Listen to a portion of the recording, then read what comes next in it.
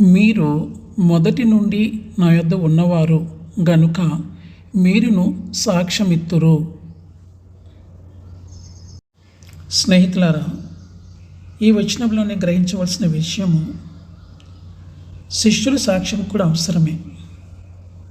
మొదటి నుండి వారు ఆయన యొద్ద ఉన్నారు, వారు ప్రత్యక్ష సాక్షులు. అయితే అదేవిధంగా ఇప్పుడు ఈనాడు క్రైస్తవుల సాక్ష్యం కూడా అవసరము. పరిశుద్ధాత్మకు వినతగ్గ స్వరం లేదు, మనమే పరిశుద్ధాత్మ స్వరమై ఉన్నాము.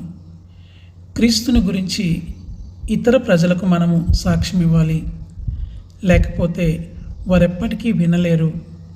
రోమపత్రిక 10:14 ఈ విషయాన్ని మనం గ్రహించవచ్చు.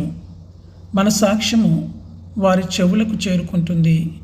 అప్పుడు పరిశుద్ధాత్మ వారి హృదయాలకు దానిని చేరవేస్తాడు.